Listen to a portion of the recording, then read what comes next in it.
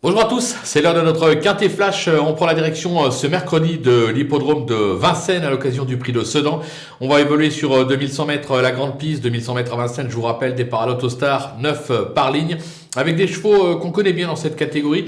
Quelques bases solides, mais quelques outsiders qui pourraient bien venir pimenter les rapports.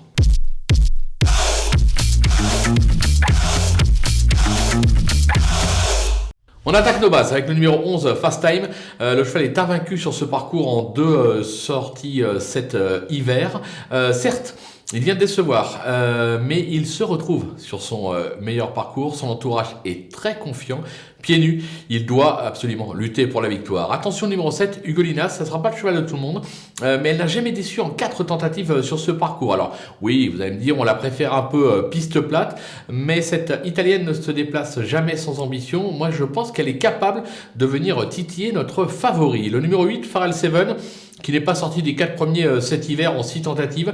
Il excelle sur le parcours. JMB sait viser ses objectifs. On est obligé d'y croire. Du côté des opposants, on va se méfier du 15, Vicky Laxmi. 75% de réussite sur ce parcours, dont un récent succès à ce niveau, alors qu'il s'est lancé déjà avec le 15 derrière la voiture. Au top, le cheval peut de nouveau conclure sur le podium. Le numéro 4, Foxtrot Noblesse, qui traverse une belle passe et qui s'est notamment classé deuxième d'Evita Madric sur ce parcours et à ce niveau cet hiver.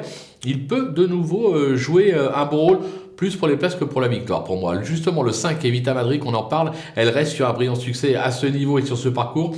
Maintenant, elle reste assez inconstante dans ses performances, raison pour laquelle je l'ai placée un petit peu plus bas. Le coup de poker, ce sera l'As Foley Brissonnet. Alors, c'est pas un foudre de guerre, mais il n'a jamais déçu en 5 tentatives sur ce parcours.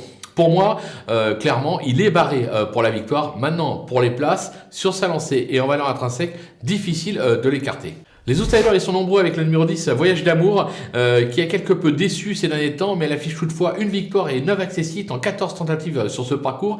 Elle a déjà trotté 10 sur le parcours. Elle est capable de surprendre. Attention, le 9, Fille du Chêne, qui retrouve le parcours de son dernier succès. Elle vient de se changer les idées sur l'hippodrome de Cannes-sur-Mer, sur sa lancée. Là encore, une place est à sa portée. Le numéro 12, Rocky Tilly, qui affiche 4 accessites, dont 3 à ce niveau en 6 tentatives sur ce parcours.